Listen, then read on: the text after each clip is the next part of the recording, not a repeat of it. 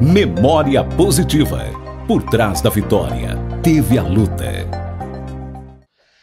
Boa tarde, ouvintes da Aranãs, você que nos acompanha através de nossa emissora, você que nos acompanha através de nossas redes sociais. Está começando o quadro Memória Positiva, num oferecimento de Petrojoia e também Temperos Pilão Mineiro. A minha prosa hoje, eu vim até Palmeiras de Resplendor para bater uma prosa com o Anselmo, uma pessoa muito conhecida aqui da Fazenda Resplendor, não é da nossa região, mas veio para cá e tem um amor muito grande pela região, e a gente vai conhecer um pouquinho da história dele. Anselmo, de antemão, muito obrigado por nos receber aqui, para a gente bater uma prosa e falar um pouquinho de sua vida. Ok, Jailson, eu fico muito satisfeito com o convite seu e fico muito grato pela sua presença aqui na minha casa. E estou disposto a responder as perguntas que você desejar. Sim. Anselmo, você é natural de onde? Eu sou natural do sul de Minas. Eu nasci numa cidadezinha pequenininha, 10 mil habitantes, que se chama Conceição da Aparecida. É uma cidade que fica muito bem localizada, ela fica entre as cidades de Alfenas e Passos, na região da Represa de Furnas. Uhum. E fui criado de lá e saí de lá muito cedo. Você vem de uma família de quantos irmãos? Eu venho de uma família de 6 irmãos. 6 irmãos? São 4 mulheres e 2 homens. Uhum. E eu perdi meu irmão mais novo, muito novo, ele morreu com 52 anos. Uhum. E hoje nós somos 5. Como que foi a vida na infância, seus pais? Qual que era a lida dos seus pais? Como é que foi? Você foi criado na cidade mais ou teve uma vida mais rural? Como é que foi? Eu nasci na cidade e logo cedo, aí, com 8 anos, 9 anos de idade, nós fomos para o meio rural. Meu pai, a vida inteira, meu pai foi do meio rural e mexia com café também. E nessa época aí, nos anos 60, ele foi convidado para administrar uma das maiores fazendas da minha cidade. Uhum. E nesse período aí, que eu estava em crescimento, nós fomos para a fazenda e eu fui criado nessa fazenda e saí de lá com 18 anos. Uhum. E esse período de infância, quais são as lembranças que você tem? Você teve uma infância em que teve realmente ter a infância que foi o tempo de brincadeiras, dessa coisa toda, ou a lida teve que começar muito cedo? Como é que foi? Sim, a lida começou realmente muito cedo, mas eu tenho lembranças muito boas da época que eu tinha aí meus 10 anos e tal, e naquela época você não tinha muitas brincadeiras e como você tem hoje, essas coisas modernas. Então, o que a gente tinha? Era caçar passarinho, Uhum. era estilingue, Uhum. e isso nós fizemos muito. As arapucas. As arapucas. Naquela época você tinha muita codorna, você tinha muito nambu, Uhum. e eu tinha uns amigos lá da roça, e a gente armava as arapucas para pegar os nambus e tal, e essa era a nossa vida lá. Mas logo cedo eu comecei a trabalhar. Mas foi uma infância feliz? Muito feliz. E outra coisa, meu pai era muito rígido. Era? Muito rígido, mas eu tive uma infância bem, bem tranquila, bem feliz, apesar de ter começado a trabalhar muito cedo. Uhum. E como eu estava lá no meio rural, ele achava que eu tinha que ajudar ele, mesmo novo. Então, com 12 anos de idade, já ia para o terreiro de café, já ajudava nos terreiros.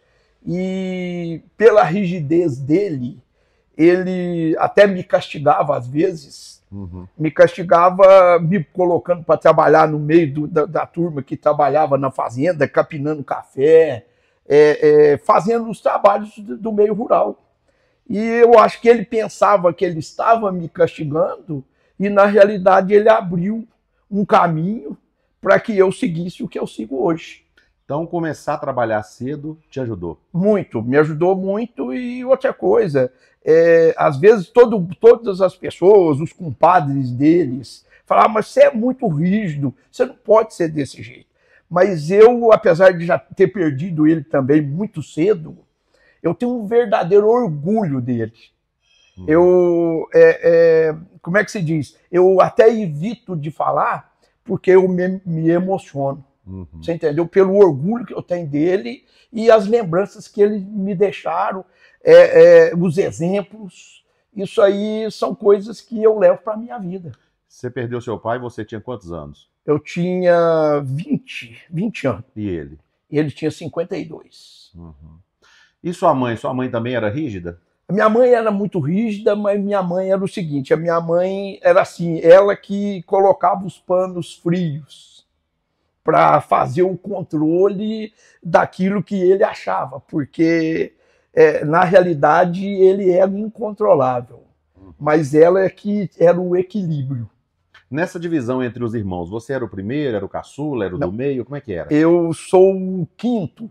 O quinto. O quinto. Então teve aqueles primeiros que desbravavam e que pegavam o rabo de foguete primeiro, né? Que geralmente quem vai na frente pega o rabo de foguete. Sim, teve. Né?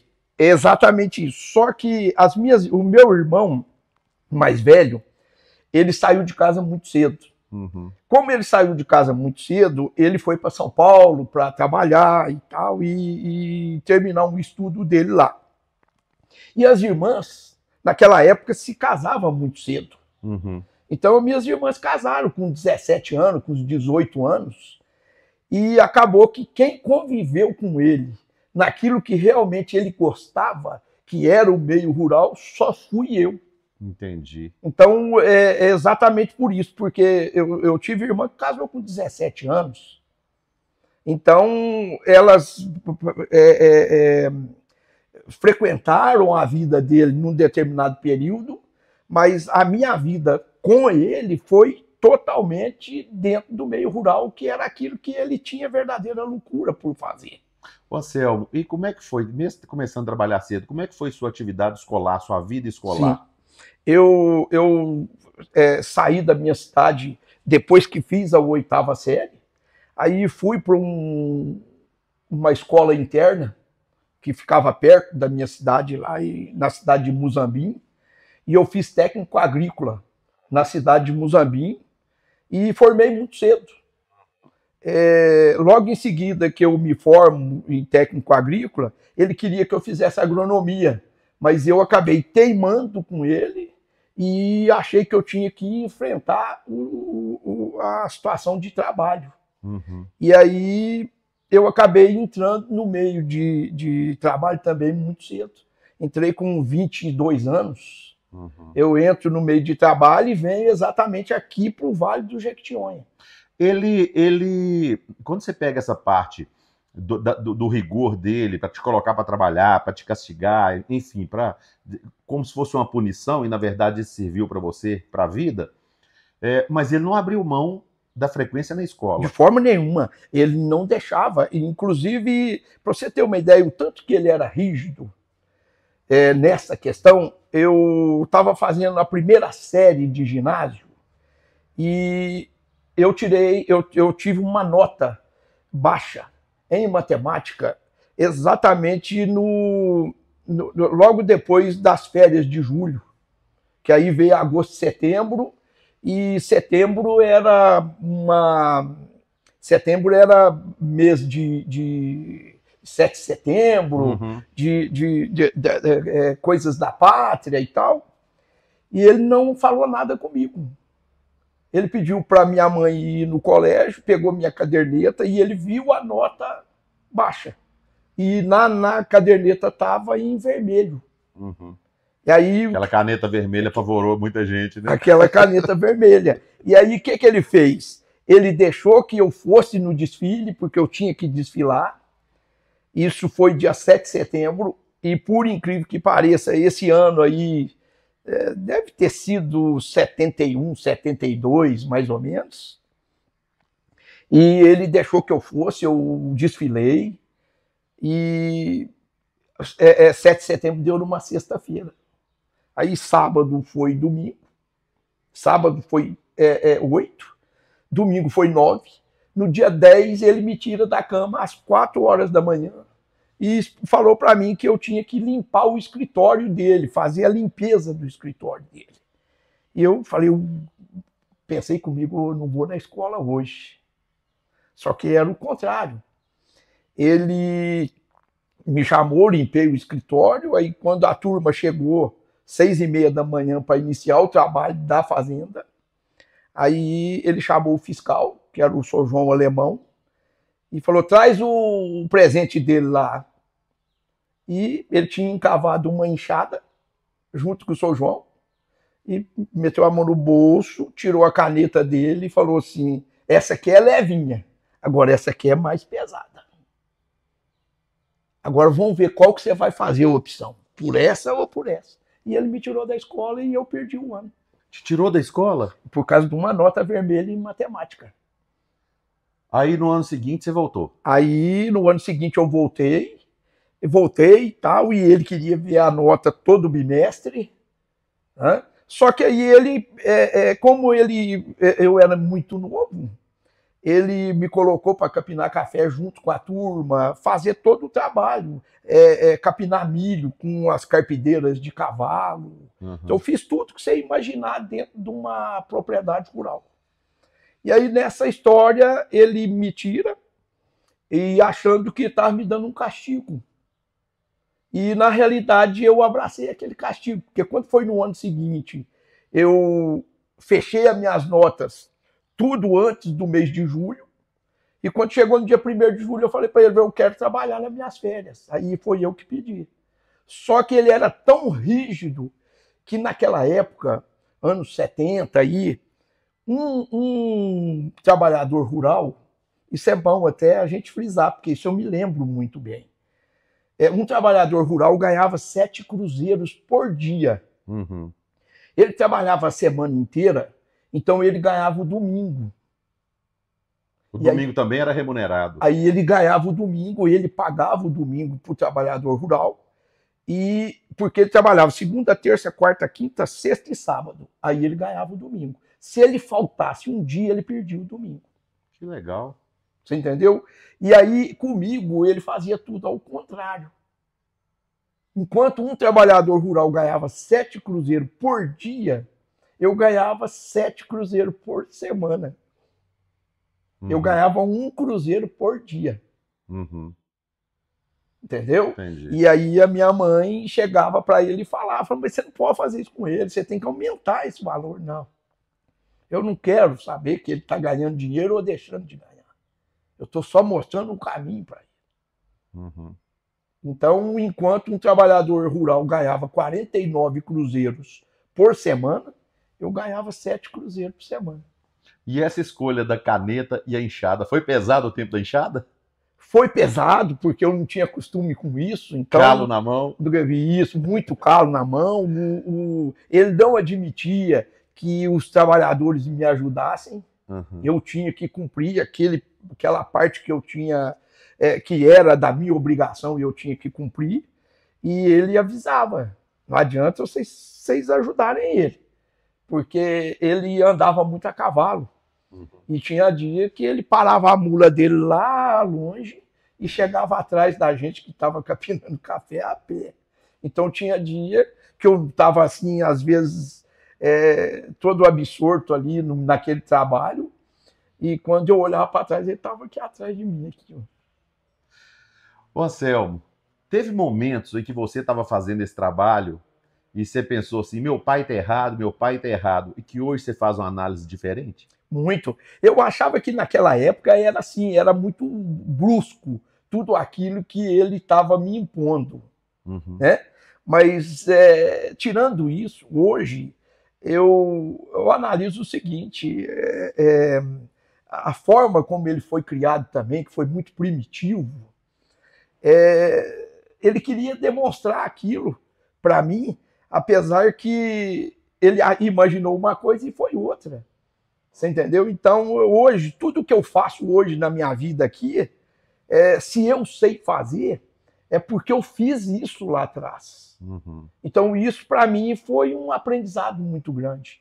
E eu não classifico isso como um verdadeiro castigo hoje. Eu classifico hoje como um aprendizado de vida. Foi um ensinamento. E um ensinamento que ele quis me dar e realmente ele me passou isso, sabe? Hoje eu sou assim um pouco mais maleável, mais tranquilo e procuro ser assim bem mais, como é que eu te digo? Procuro ser bem mais, aceitar mais as coisas. Mas no meu crescimento eu também era muito exigente, sabe? Hoje eu aprendi mais a conviver com isso. Hoje eu sou uma pessoa assim, eu sou muito caridosa, você entendeu? E isso tudo eu ensinei, eu aprendi com ele. Porque apesar dele ser muito rústico, ele era muito caridoso. Então, conferência de São Vicente de Paula, hospital, tudo aquilo, a cidadezinha era muito pequena e principalmente na época dele, tudo que ele podia ajudar, ele ajudava.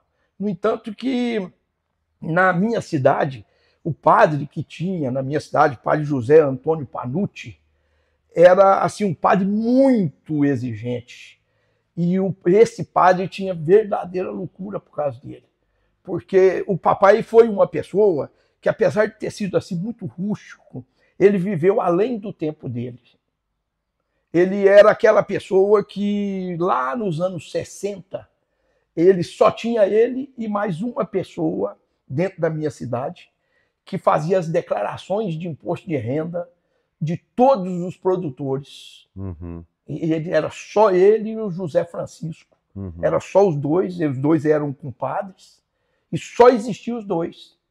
E ele estudou um pouco, e só ele fazia isso. Então, não quer dizer que ele seria um homem ignorante, ele não era. Ele até, por sinal, um homem muito inteligente e um homem que viveu além do tempo dele, porque fazer o que ele fazia, o balancete da igreja, os leilões da igreja, tudo o padre José tinha que chamar ele, mesmo ele trabalhando lá na zona rural, tudo o padre José tinha que chamar ele, porque era ele que fazia a tesouraria de todos os eventos da igreja. E não dá para uma pessoa não ter um conhecimento e administrar a maior fazenda da região também. Exatamente. Ele administrou com excelência, que inclusive eu tenho vários ainda, tem pessoas ainda que é do tempo dele lá na minha cidade. E tem pessoas que já trabalharam com ele, que por incrível que pareça, hoje não, mas há tempos atrás trabalhou comigo também na minha propriedade lá no sul de Minas, que falava, o teu pai era diferente. Então isso me dá um orgulho muito grande. Que bacana. A gente nota que você participa, por mais que não apareça, e às vezes quando a gente cita coisas assim, Anselmo, não é para que promover a pessoa, promover o nome da pessoa, mas para servir de exemplo. Porque hoje, infelizmente, Anselmo, você sabe disso, o mundo, e principalmente o Brasil, está cheio de maus exemplos. Quem não deve ter destaque é que tem, quem não deve ter mídia é que tem, quem não deve influenciar ninguém é que influencia. Mas a gente sabe, quando você cita a generosidade, a forma caridosa que seu pai viveu, a gente nota que ele te passou não só esse gosto pelo trabalho, essa honestidade, mas te passou também o gosto pela caridade. Recentemente, fiquei sabendo, e vou tocar no assunto sem sua permissão, que ao mudar a direção lá da Fundação Hospitalar, quando o pessoal te procurou, você falou assim, não, o feijão da Fundação Hospitalar eu vou doar, pode deixar para mim, eu vou doar. E essas ações nobres assim, é que mostra o desprendimento e a preocupação com o próximo, que é o que mais nós estamos precisando hoje. Procede essa informação? Procede, Jailson. Eu gosto muito do Nicodemos. Tenho uma verdadeira ligação com o Nicodemos, já há muitos anos atrás. E quando o Nicodemos pega a fundação para administrar, o Nicodemos, pela confiança que ele tem na gente, ele me liga e falou, eu estou precisando de você. Isso lá atrás. Eu estou precisando de você. Eu falei, pois não, o que você precisa? Eu falei, eu preciso que você me dá uma ajuda no hospital. Isso já, vamos dizer, lá em 2017, 2018. Aí eu peguei e falei, o que você quer que eu faça? Falou, ó, eu preciso de feijão. Eu falei, então eu vou doar o feijão todo da fundação. E eu doei o feijão todo o tempo que o Nicodemos estava com a diretoria lá. E nessa situação toda, de eu já ter feito isso, e eu fiz isso assim com todo o gosto possível, e além do feijão, eu planto muita verdura aqui. Então, de vez em quando, eu enchia a caminhonete de verdura e pedia para o funcionário nosso levar. Aí levava laranja, levava mexerica, levava verdura de um modo geral, repolho, abóbora. Levei várias situações para o hospital, porque eu sabia da situação crítica que vivia e que vive ainda.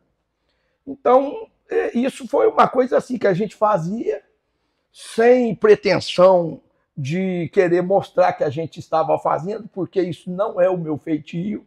Eu sempre faço o que eu faço com a direita, a esquerda às vezes não fica sabendo. Então é assim que eu ajo e quando o Edi agora pega a fundação e ele veio conversar comigo dizendo que a situação estava realmente muito crítica.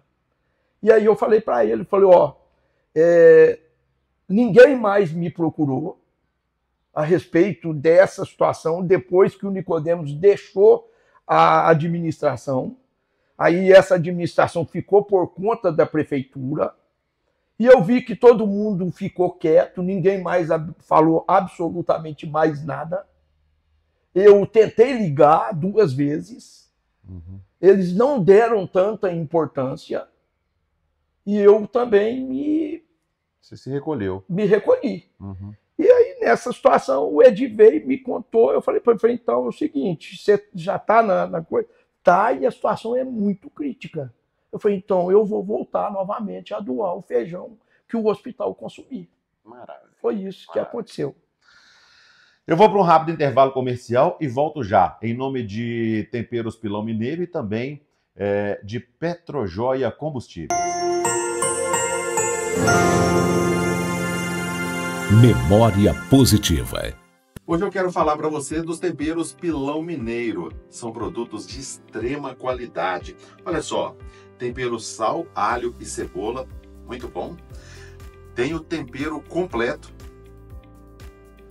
O corante vai dar aquela cor nos seus alimentos aí. Olha, tem vários temperinhos também para sua receita. Tem o sal grosso comum para o seu churrasco. A banana chips e tem também os molhos. Os molhos, olha, sucesso total. Molho para salada, molho cremoso de alho, que é muito bom. Também o molho de pimenta verde. Os produtos Pilão Mineiro têm uma qualidade fantástica que com certeza vai dar aquele up na sua receita aí. Combinado? Temperos Pilão Mineiro sempre. Rádio Aranãs.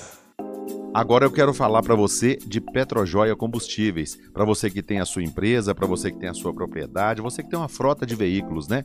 É muito mais barato você ter um tanque na sua propriedade, na sua empresa aí, para você ter o combustível, ter o abastecimento próprio ali. Tem o diesel Premium S10, tem o diesel S500, tem lubrificantes, tem o Arla 32. Olha, tem economia para você. E tem agora também, Petrojoia lançou o Petrojoia Mais Vantagens. É o aplicativo Petrojoia que você acumula pontos e abastece muito mais, gastando muito menos. Então conheça Petrojoia Mais Vantagens, viu? E você tendo o aplicativo, você concorre a prêmios e muitas promoções. Petrojoia Combustíveis.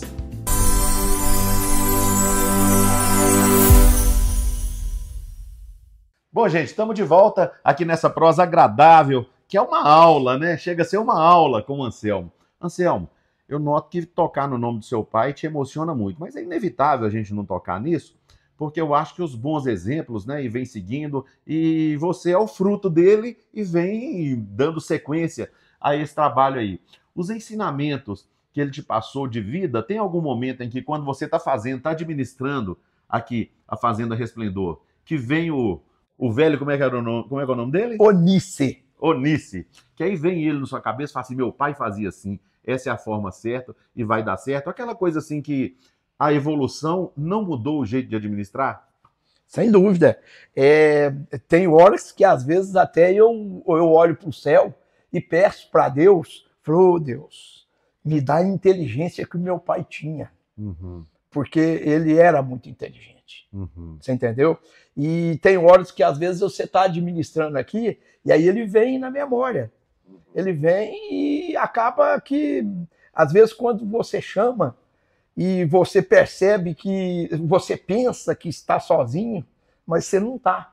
Uhum. Porque abre caminhos e realmente a gente acaba tomando as decisões corretas. Uhum. E isso, para mim, é muito, muito importante, muito importante. E é uma coisa que eu não esqueço. Uhum. A sua mãe ainda é viva? A minha mãe não é, ela faleceu em 88. Depois dele? Faleceu em 88, faleceu com 88 anos, Uhum. em 2014, 2014. e bem depois dele, bem depois. E a minha mãe era diretora de escola, e assim, os ensinamentos, aquela preocupação de escola, de se comportar bem aonde você frequentasse e tal, isso era ela que sempre te direcionava e te direcionava bem. E aquele rigor de vida, do dia a dia, de se comportar quando você chega na casa do outro? Não sei se na sua família teve isso, mas na minha era o seguinte: meu pai, minha mãe, às vezes a gente ia fazer umas visitas, que antigamente era assim, né, Anselmo? Hoje não tem muito isso. Hoje as pessoas têm que marcar, tem que ver se a pessoa pode receber, mas antigamente o pai e a mãe davam banho naquela reca de menino, saía ali igual uma galinha com galho e os pintinhos, ia para casa do outro visitar, chegava lá, as pessoas estavam sempre preparadas para receber, colocava ali aquele pratinho que tinha as quitandas ou que tinha as bolachinhas ali, e pelo menos na minha família era assim, chegava e falava assim, olha, o último do prato ninguém pega. Ninguém pega. Então você pegava, até quando a gente ia pegar, comia um, ia pegar mais um, olhava pro pai da gente para ver o sinal, que fazia se podia pegar ou se não, né? Verdade. Hoje não, hoje você põe o prato ali, ele passa a mão no prato, tá todo mundo aqui, já correu para lá e come tudo sozinho. Verdade. Era assim também. E era assim, com certeza, era assim. E outra coisa, você tinha que chegar na casa das pessoas, você tinha que se comportar. Você não podia ficar correndo para lá e para cá. Um olhar doía, não doía? Só o olhar. Se tivesse visita lá na minha casa e ele estava lá recebendo os compadres deles, pessoas que vinham do meio rural, ia lá na fazenda para ter alguma opinião, ele levava em casa, tinha que ter o café. Então, quando as minhas irmãs moravam em casa, era até muito interessante isso, porque é o seguinte, 10 minutos depois que você chegou na casa dele, as minhas irmãs, se tivesse um café na garrafa, aquele café não servia. Elas tinham. Você sentou, todo mundo começou a conversar, começou a bater papo, já tinha que ir com o cheiro de café tinha que subir. Tinha que subir. E tinha que ser um café quente. E se uma das irmãs, porventura, pegasse um café que tinha sido coado de manhã e servisse, ele mandava voltar na frente das visitas e vai coar um café novo agora. E era assim que funcionava. Olha só. E tratava muito bem as pessoas de fora. Ele tinha um carisma, uma coisa fora de série. Anselmo, aí você cursou técnica... Isso, aí eu fiz técnico agrícola em Muzambinho. E aí, logo que eu terminei, em 78, aí eu vim aqui pro Vale do Jequitinhonha. Seu primeiro emprego, então, já foi vir para cá? Eu vim para cá. E como é que foi essa partida? Essa partida foi assim, foi muito complicada, porque é o seguinte, eu vim para a região de Coronel Murta, uma região de área de pedras preciosas, e eu vim para formar lavoura de café. Eu, muito novo, não sabia nada a respeito como é que funcionava a empresa que eu vim trabalhar, e só à medida que eu fui ficando, que eu fiquei um ano de 79 nessa empresa. E assim que eu cheguei, eu vim para formar café. Então, a gente contratava o pessoal, Já tinha um viveiro de café em andamento e eu já mudas já prontas para que a gente colocasse no solo. E isso era uma coisa que eu sabia fazer muito bem. Então, já comecei a plantar esse café e tal. E depois eu fui descobrir que aquele pessoal que a gente estava contratando era só para, como é que se diz, lavagem de dinheiro. Por quê? Porque a fazenda era uma fazenda de extração de pedras preciosas, turmalina. Uhum. E quando eu fico lá 2 meses depois, ele manda o gerente da fazenda embora e diz para mim que eu era para ficar na frente do serviço da lavra e do café. Eu fui e respondi para ele. Era uma empresa muito grande lá de Belo Horizonte, que se chamava Alba Comércio e Indústria de Pedras Preciosas. E a fazenda muito grande. E eu digo para ele, eu nunca vi pedra, eu não entendo nada de minério, eu não entendo nada de lavra. Nunca vi isso. Ele falou assim, isso não tem problema. Se você tiver honestidade, no instantinho você aprende. Porque é uma situação muito fácil de você se corromper. Então não esqueça dele me dizer isso. A empresa dele chamava-se Alba porque ele chamava-se Alley Batista. Alley Freire Batista. Uhum. Então ele botou o nome na empresa de Alba. Né? E aí eu sei que eu acabei administrando isso. O tempo que eu fiquei, nós tiramos muitas pedras preciosas. E você aprendeu esse ofício também? Eu aprendi também, eu fiquei bastante tempo nisso. Eu devo ter ficado aí, eu acredito, uns 9 meses nesse.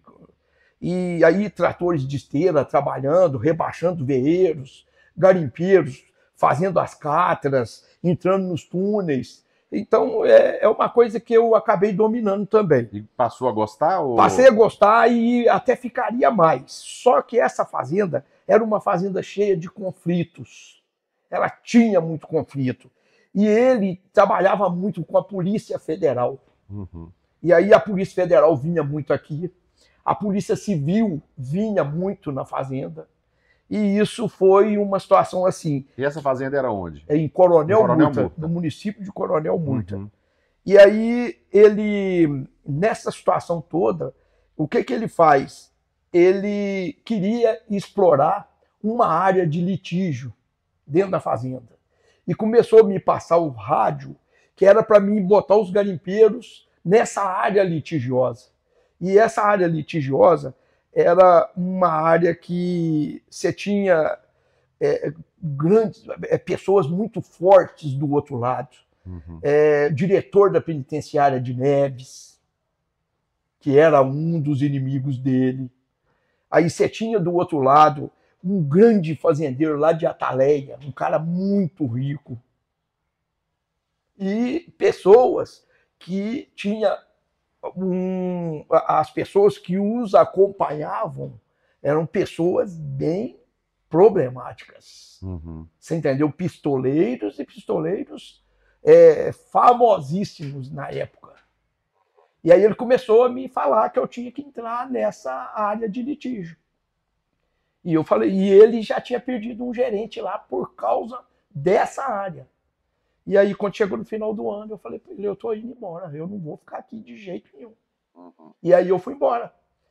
Imediatamente que eu saio de lá, eu sou convidado para ir para o Pará, por um conterrâneo nosso da minha cidade. E ele chega lá na minha cidade e tal, através da minha mãe, e conversando com a minha mãe e tal. E ele me convida para administrar uma fazenda dele lá no Pará, que aí eu já migro do café, pedra preciosa, e vou fazer uma fazenda de pecuária. Nossa! Então, lá no Pará, eu fico lá 20 anos. Eu, quando chego na fazenda dele, a fazenda tinha 200 cabeças de gado. E quando eu saí de lá, eu deixei a fazenda com 7.000 cabeças. 7.000? 7.000 cabeças. Que loucura gerenciar isso. E aí eu saio de lá no ano 2000, mas saí também de livre e espontânea vontade, porque no ano de 1988 eu comprei as minhas terras no sul de Minas. Uhum. E aí eu comecei a plantar café nas minhas terras, porque eu comprei terras virgens, e comecei a plantar café formar e tudo tal. também. Aí fui formando e tal, e eu vi que já tinha uma possibilidade de ficar na minha propriedade. Eu já produzia esse café quando eu já morava lá no Pará também. E aí eu venho embora para o sul. E falei, eu não vou sair daqui mais. Agora, antes da gente falar um pouquinho do sul, eu fiquei com a curiosidade que pode ser que quem esteja nos assistindo ou nos ouvindo também ficou. E você teve notícia do que aconteceu com essa área de litígio lá? Se entrou, se não entrou, se deu morte, se não deu? Não, você ficou sabendo alguma coisa? Fiquei. Aí o que acontece? Antes disso, deu morte. Uhum. Aí eu saio de lá. Logo em seguida que eu saio de lá, o que acontece? Parece que é encaminhado por Deus. Essa fazenda ela começou a ser invadida por garimpeiros. Uhum. Garimpeiros das regiões aqui de Minas Novas, de Chapada do Norte, de Berilo, de Araçuaí, de Coronel Murta mesmo, da região de Salinas, da Barra do Salinas, que é onde o rio Salinas entra no Jequitinhonha, e tem um vilarejo grande lá. E aí, quando eles perceberam que um invadiu aqui, o outro ali, o outro aqui, o outro ali, aí começou a aparecer garimpeiro de tudo quanto é lado. E aí aconteceu um fato que acabou o litígio com essas pessoas que eu estava te falando e iniciou-se um litígio com esse monte de garimpeiro que invadiu.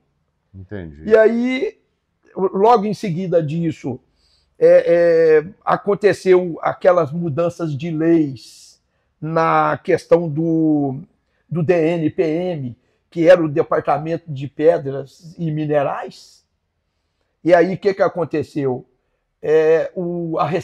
A Polícia Federal foi lá e embargou a fazenda. Uhum.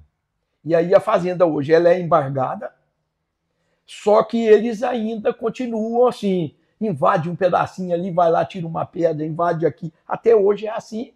Os donos delas, lá de Belo Horizonte, eles faleceram, e essa fazenda hoje ela está completamente inativa lá em Coronel Murta. Uhum. Vamos voltar para o sul de Minas então. Aí você chegou no sul de Minas, montou, formou sua terra lá e tal, a propriedade que você comprou. Eu montei a propriedade em 88, e aí formei lavouras de café e comecei a fazer isso nesse período que eu morava no Pará. Uhum. E fazendo isso de longe e tal, vinha 2 vezes por ano, e segui uma coisa e outra, e assim foi. E quando foi no ano 2000, que eu já estava no Pará há 20 anos... Pará é uma terra meio sem lei, você não passou muito apuro lá, não? Olha, é o seguinte, eu sempre digo o seguinte, eu acho que você tem, em todos os lugares que você for, você tem que saber com quem que você convive, você entendeu? E onde você anda. Então, toda a vida eu fui assim muito restrito nas minhas atividades de relacionamento, de festas e tal. E é exatamente isso que acontecia muito problema no Pará. A região que eu estava do Pará era a região Nordeste, e eu estava bem na frente da Belém-Brasília, da BR-010. Então, naquela época, era uma região que não tinha problemas, porque eu estava na área que foi designada para a colonização. Então, a gente, como a fazenda tinha crescido muito, ela não cresceu além dos 6.600 metros, que era a área de colonização na BR-010. Só que ela cresceu como é que se diz, à frente da BR-010, ela cresceu muito, porque aí tinha uma propriedade que queria vender, comprava, se anexava. Tinha outra do outro lado que queria vender, comprava, se anexava. Mas nunca passou dos 6.600 metros. Uhum. E 6.600 metros além, aí tinha muito problema de invasões. Eu fui convidado, acho que no ano de 93 ou 94, para ir trabalhar numa madeireira no Pará, Tailândia. Tailândia, eu conheci muito Tailândia. Só que Tailândia nessa época não era desenvolvido, lá tinha luz até certa hora da tarde, Exatamente. Assim, da noite, era gerador, não sei o quê. Conheci muito. Era uma confusão. Hoje é uma potência, né? Hoje é potência. Mas na época eu não tô pensando, que eu vou nesse trem, você é doido. Então. Malária, risco e Isso. não sei o quê, disputa. Eu falei assim, não, eu vou fazer. Na época, salário muito bom. Enquanto o Brasil lutava para poder tentar colocar o salário $100, lá pagava $1.000 de salário, livre. Pessoal, você não vai, não, você é doido. Eu falei, ô moço, eu sou doido, é se eu correr risco, eu não tô caçando, não. Exatamente, eu conheci muito Tailândia, conheci muito Rondon do Pará, Paragominas. Paragominas era um inferno. Um inferno que eu digo o seguinte, Paragominas, muitas mortes. Mortes assim... Posso contar uma passagem? Pode, claro. É o seguinte, tinha muita malária. Uhum. E a fazenda ficava a 70 quilômetros de Paragominas. E aí, de repente, adoecia as pessoas lá na fazenda. E eu tinha que... Botava na caminhonete, era tudo muito precário, enrolava eles nas redes, eles com frio da malária, porque a malária é o seguinte... A malária, ela tem, não é toda hora que a pessoa, que vem aquela febre. Tem determinados momentos que vem aquela febre e a pessoa treme, vai tremendo e sente muito frio.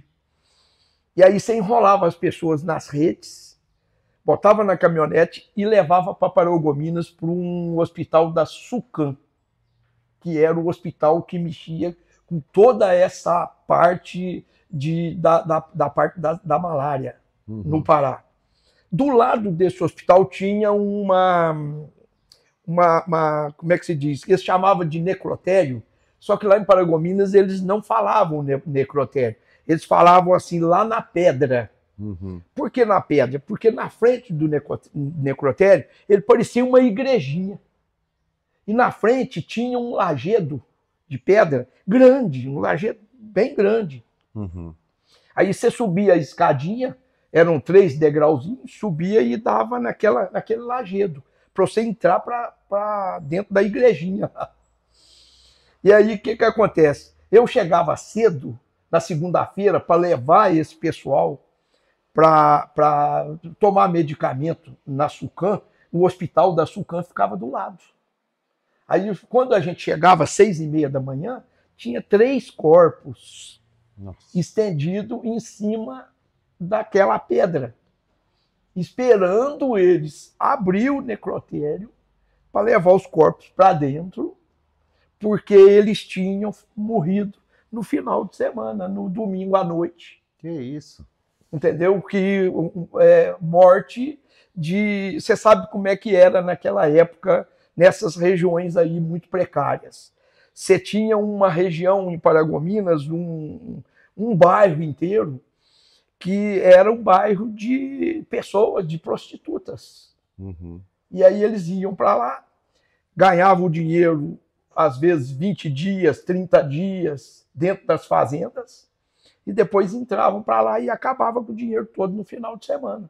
E quando não saíam de lá, carregados e mortos, para ir lá para o necrotério. Pro lajedo. Pro lajedo. Você tá doido. Entendeu? Então isso aconteceu muito, isso eu assisti muito isso. Mas eu acho que eu estava te respondendo, eu acho que a gente tem que saber os lugares que a gente frequenta, as pessoas que você tem relacionamento, porque dependendo do lugar que você vai frequentar, quanto mais as pessoas vão adquirindo esse conhecimento, mais existe o abuso. É verdade. Então, eu sempre fui muito restrito nessa questão. Gente, eu vou para mais um rápido intervalo comercial em nome de Temperos Pilão Mineiro e também de Petrojoia Combustíveis e volto já. Memória positiva. Hoje eu quero falar para você dos temperos Pilão Mineiro. São produtos de extrema qualidade. Olha só, tempero sal, alho e cebola, muito bom. Tem o tempero completo. O corante vai dar aquela cor nos seus alimentos aí. Olha, Tem vários temperinhos também para sua receita. Tem o sal grosso comum para o seu churrasco. A banana chips. E tem também os molhos. Os molhos, olha, sucesso total. Molho para salada, molho cremoso de alho, que é muito bom. Também o molho de pimenta verde. Os produtos Pilão Mineiro têm uma qualidade fantástica que com certeza vai dar aquele up na sua receita aí. Combinado? Temperos Pilão Mineiro sempre. Rádio Aranãs. Agora eu quero falar para você de Petrojoia Combustíveis. Para você que tem a sua empresa, para você que tem a sua propriedade, você que tem uma frota de veículos, né? É muito mais barato você ter um tanque na sua propriedade, na sua empresa aí, para você ter o combustível, ter o abastecimento próprio ali. Tem o diesel Prêmio S10, tem o diesel S500, tem lubrificantes, tem o Arla 32. Olha, tem economia para você. E tem agora também, Petrojoia lançou o Petrojoia Mais Vantagens. É o aplicativo Petrojoia que você acumula pontos e abastece muito mais, gastando muito menos. Então conheça Petrojoia Mais Vantagens, viu? E você tendo o aplicativo, você concorre a prêmios e muitas promoções.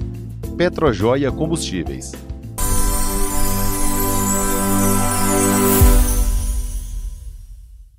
Estamos de volta, então, na nossa prosa aqui com o Anselmo. O Anselmo, aí você tocando sua propriedade lá no sul de Minas, quando que surge essa possibilidade de você vir para a região? Sim. Aí eu fico lá, eu chego no ano 2000. Quando foi no final do ano 2000, o Gustavo hoje, que é o majoritário aqui na fazenda, o Gustavo, então, eu chego lá na loja dele, e ele já tinha uma loja de produtos agrícolas, e eu trabalhando lá nos meus cafés. E aí o Gustavo me chama, por causa da ligação que a gente tinha de família, meu pai, muito amigo do pai dele, muito amigo dos tios dele, do avô dele, e sabia da índole da gente. E essa fazenda tinha ligação com a fazenda que seu pai administrou? Não, não. Absoluto. Lá não é fazenda, era uma casa agrícola. Agrícola. Isso. E ele é proprietário dessa casa agrícola. E eu chego lá para comprar um veneno para formiga que ele tinha na loja dele. Aí ele falou: oh, rapaz, lá na minha cidade eles não me conhecem por Anselmo. Então, se você chegar na minha cidade e perguntar Anselmo, eles não sabem te falar. Se você chegar e perguntar o Selminho da Dona Hilda, aí todo mundo sabe te falar quem que é. Uhum. E aí ele falou assim: você... eu queria falar com você, entra aqui comigo. Entrei no escritório dele, ele olhou para mim e falou assim: eu preciso de você, eu queria que você trabalhasse comigo. E eu peguei e virei para ele e falei: ô Gustavo, eu falei que eu não ia mexer com mais nada. Ele falou: não, você vai representar a minha empresa. Eu preciso que você represente. Ele era distribuidor BASF naquela época. Uhum. E eu preciso que você faça contato com produtores para a gente melhorar a nossa condição de venda da empresa e tal. E eu cheguei em casa, conversei com a Grace e tal. Aí eu falei para a Grace: a propriedade minha é pequena. Hoje eu tenho praticamente 30 hectares de café, eu tenho 45 hectares de terra, e hoje, naquela época eu não tinha. E eu falei: ô Grace, isso não vai me mudar nada. Eu vou fazer esse trabalho para o Gustavo. E aí conversei com ele e comecei a trabalhar com ele. Nesse período que eu comecei a trabalhar, que foi do início do ano de 2001 até 2004, eu conheci várias pessoas, vários produtores da região e produtores fortes. E nesse período eu conheço o Sr. João Felisberto de Miranda, que foi o primeiro proprietário que comprou a Fazenda Resplendor. Uhum. E o Sr. João tinha propriedades menores, mas ele tinha vontade de comprar uma propriedade maior. E aí eu comecei a administrar, assim, de longe, as propriedades dele. Ele tinha um encarregado aqui, tinha outro lá, e eu comecei a orientar esse pessoal, e eu fazia a distribuição de produtos para eles. E as propriedades dele lá, que ele colhia lá 150 sacos de café, 300 sacos de café, aí ele passou a colher 1.500 sacos de café, exatamente por causa de uma assessoria e colocar os encarregados deles, que eram pessoas trabalhadoras, mas muito precárias em questão de conhecimento para produção. E aí eles começaram a ouvir que tinha que realmente fazer uma mudança. E assim nós fizemos. E ele passou a colher 1.500 sacos de café. Um dia ele me chama e virou assim, eu queria comprar uma propriedade maior. E aí nós fomos para o Triângulo Mineiro, olhamos propriedade no Triângulo, olhamos propriedade lá em Machado, que é perto da minha cidade, olhamos propriedade em Boa Esperança, e de repente um corretor lá de Alfenas surge e liga para ele. Aí ele pegou e virou para o corretor, você liga para o Anselmo lá, vamos ver o que o Anselmo acha. E o corretor me liga lá de Alfenas, e conversou e tal. Eu falei, uai, eu não conheço a região, mas eu vou falar para o Sr. João para a gente ir lá ver a fazenda. E aí o Sr. Walter, que é uma pessoa que eu tenho muito orgulho de estar aqui dentro da propriedade dele, entendeu? Porque ele foi um pioneiro aqui na região de Capelinha, e eu acho que distribuição de renda, igual o Sr. Walter fez aqui nessa região, Era um homem muito à frente do nosso tempo, né? Isso. A distribuição de renda que ele fez aqui dos anos 70 até o ano de 2004, que ele faleceu, eu acho que ele é um homem digno de ser seguido, porque ele foi muito corajoso, muito além do tempo dele, e a gente sempre tem que esperar nessas pessoas. Conheci o Sr. Walter uma vez só, mas nunca tive assim contato com eles.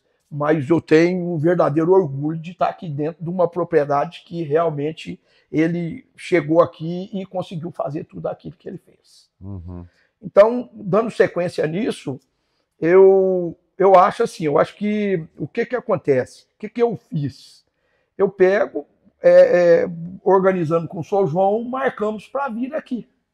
Aí quando viemos, o Sr. João empolgou muito com a estrutura. Secadores, despolpadores, oficina mecânica, e a gente tentando controlar o Sr. João, para o Sr. João não fazer proposta na fazenda. Sr. João, não faça proposta. Por quê? Porque quando eles botaram a fazenda à venda, eles tiraram tudo que tinha aqui na fazenda. Então a fazenda tinha 4 tratorzinhos 235, que eram, na época, os menores tratores. Tinham 4. Tinham 2 roçadeiras antigas, lá dos anos 80. Tinha 2 pulverizadores de 400 litros para você colocar isso para trabalhar em cima de 500 hectares de café. Então, era muito precária a estrutura. E aí, o que eu fiz? Eu peguei e falei, Sr. João, não faça. Mas o Sr. João empolgou com a estrutura, que o que tinha aqui dentro. E ele esqueceu que as lavouras estavam muito precárias. Eu tinha lavoura aqui, que quando nós começamos a trabalhar, tinha pés de açapeixe no meio da lavoura que tinham virado árvores. Então foi uma situação assim, muito complicada o início de tudo aqui. E aí, o que teve que fazer? O Sr. João teve que investir em maquinários, teve que investir em colhedeira mecânica, tratores. Na primeira mão, nós compramos 3 tratores grandes, maiores. Aí depois compramos mais 5 tratores pequenos. Tudo isso tivemos que fazer aqui. Aí pulverizadores de 2.000 litros, e isso depois que a gente estava aqui um ano. E para para complicar ainda mais a situação, o primeiro ano que nós entramos aqui, que a gente precisava ter uma safra de café um pouco maior, nós tivemos uma safra de 3 mil e poucos sacos de café, numa área de 500 hectares. Então, isso foi, assim, uma situação muito crítica, porque a gente precisava do café para ajudar a gente a administrar os gastos. E, na realidade, nós tivemos muito pouco. Isso tudo por causa da precipitação do São João. Uhum. Porque ele não nos ouviu. E aí, antes da gente chegar de volta no sul de Minas, ele fez a proposta na fazenda. Acabou comprando e você acabou comprou vindo. E ele pegava e virava assim para mim, mas você tem que ir para lá, você tem que ir, você tem que ir, você tem que ir. Aí eu trabalhava com o Gustavo. E aí eu vim, eu falei para o Gustavo, falei, padrinho, eu chamo o Gustavo de padrinho.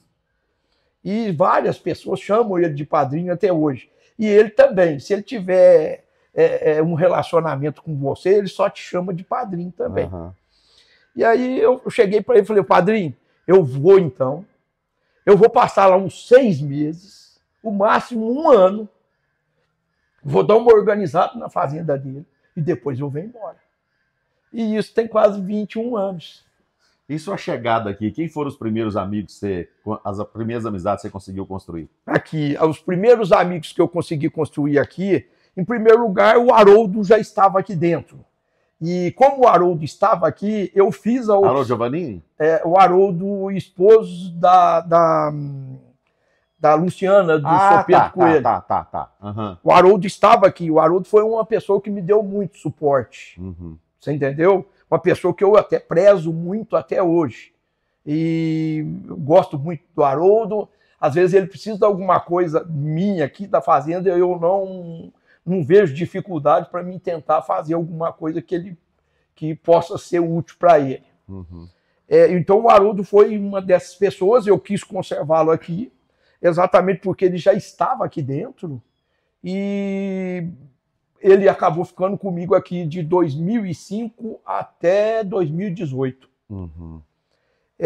Depois o Haroldo, o Edi, do Posto Trevo, foi uma pessoa que me deu muito suporte, ainda me dá, porque o Edi sempre quando tem um evento, alguma coisa em Capelinha, o Edi nunca me deixa de convidar.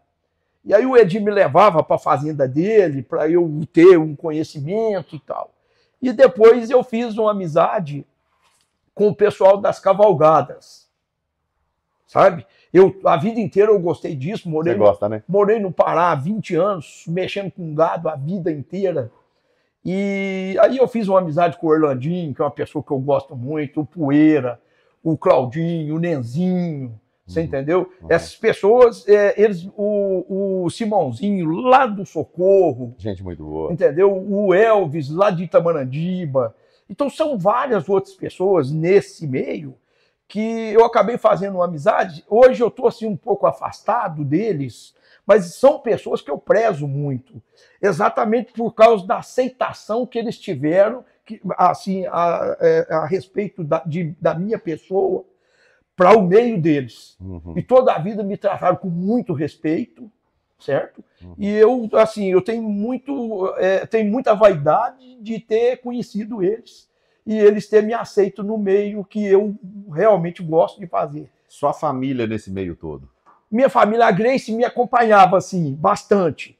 A Grace tinha época que ela gostava, que dependendo das cavalgadas que a gente fazia, porque eu sempre nunca gostei de fazer essas cavalgadas dentro de cidade. Uhum. Então, quando a gente fazia essas cavalgadas, às vezes fazia aí de 3 dias, mas andando só no meio rural. Uhum. E a Grace não achava estranha essa coisa de ficar mudando daqui e dali, te acompanhando? Como é que foi isso? Às vezes achava estranho e tal, mas em determinadas situações, às vezes ela gostava também. Uhum. Porque a gente armava as barracas, e armava as tendas e tal, e dormia, às vezes, nas propriedades. A Grace é natural de lá? A Grace é natural daqui, do Vale do Jequitinhonha. Ah, é? De onde? Ela é nascida em Araçuaí. Uhum. Ah, então você conheceu no tempo que você estava em Coronel Murta? Em Coronel Murta. Você tem 2 filhos desse relacionamento? Eu tenho 2 filhos. Eu tenho a Ana Carolina, que hoje ela mora em Barueri, Uhum. e tem o Bruno, que hoje está aqui comigo, aqui em Capelinha. Tem a clínica dele aí em parceria com a filha do Piteca Uhum. e com a outra menina, que eu esqueci o nome dela, ela me desculpa, mas a Lília, filha do Piteca, a outra menina e o Bruno. Eles montaram a clínica dentária e, graças a Deus, está indo muito bem aí em Capelinha. Você pegou a fazenda produzindo no primeiro ano 3.000 sacas, e quanto que encerrou? Quanto que está hoje? Bom, hoje é o seguinte, hoje a gente tem uma média aqui dentro da fazenda em torno de 15 a 16 mil sacas. Nossa. Hoje eu poderia ter uma média bem mais alta do que isso. Mas como a gente faz muitas renovações aqui dentro da fazenda, então a gente com essa média aí de 15 mil sacas é uma média satisfatória para que a gente cumpra o nosso compromisso. Está tendo muito problema de mão de obra, dificuldade? Muito problema, uma situação bem crítica até, mas é a tua história. Hoje nós temos aqui na fazenda 3 colheitadeiras mecânicas, que isso acaba me dando um suporte muito grande. E eu tinha que trabalhar aqui hoje com umas 150 pessoas, mas estou com uma defasagem aí de mais de 50. Mais de 50. Para a gente encerrar a nossa prosa, você sabe que eu não podia deixar de te pedir uma coisa, né? E você vai fazer isso por mim. Pois não. Eu quero que, para a gente encerrar, você declama aquela história do baralho lá. Será que eu vou lembrar tudo? Faz a parte que você lembrar. Então eu não faz muito tempo que a gente não faz isso e de repente. Mas eu estou te pedindo porque geralmente nos encontros que a gente tem, eu já tive a oportunidade de vir aqui na sua casa e é uma parte muito importante desses encontros quando você declama, que faz as pessoas refletirem a fé e a importância das pessoas, dos amigos, enfim, de ser companheiro na vida. Ok. O que eu queria te dizer é o seguinte: hoje, aqui a fazenda, eu não podia deixar de falar isso. Hoje, aqui a fazenda, a partir do ano de 2010, o Sr. João Miranda pediu para que ele precisava de uma parceria aqui, porque a situação de 2005 a 2010 foi uma situação muito crítica, muito complicada. E aí eu fui e disse para ele, eu falei, só existe uma pessoa que, se ele topar vir para aqui, para essa região, aí o senhor pode ficar sossegado que o senhor tem uma pessoa que tem equilíbrio, é muito correto, é muito honesto, e além disso, ele tem capital. E eu vou fazer o possível para que ele tenha o interesse de ser o seu parceiro aqui nessa fazenda. E aí eu fui para o sul de Minas. E aí eu sentei com o Gustavo, que é uma pessoa que eu já respeitava e hoje eu respeito muito mais. Eu sentei com o Gustavo e expliquei para o Gustavo. Falei, a situação é essa, é essa, é essa, é essa. A fazenda está passando por dificuldades. Nós não deixamos de forma nenhuma absolutamente nada para trás. Nós temos a vida completamente limpa lá em Capelinha. Todos os pagamentos nossos são feitos religiosamente. Nós não devemos, mas o Sr. João precisa de um parceiro hoje. E esse parceiro eu queria que fosse você. E ele marcou. E saiu do sul de Minas e veio aqui. E eu mostrei para ele realmente a realidade daquilo que a gente tinha na mão aqui. E ele topou entrar aqui na sociedade. Que bacana. Combinou com o Sr. João, organizou as situações, pagou, capitalizou a fazenda, e a fazenda hoje tem outra realidade. Você entendeu? Maravilha. Maravilha. E o Gustavo hoje, depois de tudo isso, o Sr. João já está uma pessoa assim mais de idade, resolveu depois diminuir a porcentagem dele aqui na fazenda, e o Gustavo hoje é dono de 80% da fazenda, e o Sr. João é dono de 20%. Que bacana. Você entendeu? E eu não podia deixar de ressaltar Claro, isso, importante. porque o Gustavo é uma E ele mora no sul de Minas? Ele mora no sul de Minas, ele vem aqui de 2 em 2, de 3 em 3 meses. Ele hoje tem um círculo de amizade e relacionamento em Capelinha muito grande, apesar de ele vir pouco aqui. Ele tem lá no sul de Minas, ele continua com a revenda, hoje é revenda Bayer, revenda Stoller, e além disso ele tem o armazém geral, que daqui de Capelinha, esse ano passado, eu não posso deixar de ressaltar também, que produtores daqui de Capelinha, esse ano passado, levou café para o armazém dele. Ele não compra e não vende café. Ele representa o seu café para as exportadoras. Mas daqui de Capelinha foi quase 50 mil sacos de café para o armazém dele no sul de Minas. Que bacana, tá? Que bacana. Vamos ao baralho? Vamos lá, então. Vamos ver se eu vou lembrar. Então, vamos lá. No domingo eu fui na igreja, cumpri minha obrigação, não tinha um livro de rezas, levei meu baralho na mão. Eu fui traçando o baralho, rezando com devoção. Naquelas cartas eu cumpria o meu dever de cristão. Eu estava dentro da igreja com o meu baralho enlevado, não enxerguei perto de mim um sargento ajoelhado. Daí a pouco o sargento foi dar parte ao delegado, dizendo que na igreja tinha um homem fazendo um grande pecado. Daí a pouco na igreja eu vi entrar um soldado, chegando me disse logo: o senhor está intimado. O doutor mandou chamar para ser interrogado. Eu fui seguir para a delegacia, com a polícia me escoltando. As ruas onde eu passava o povo estava me olhando, e eu não sabia o crime que eu tinha de um baralho estar levando. Quando lá eu fui chegando na presença do doutor, ele foi me interrogando, chamando-me de pecador, perguntando se na igreja era lugar de jogador. Eu fui responder para ele o meu pensamento, eu não falho.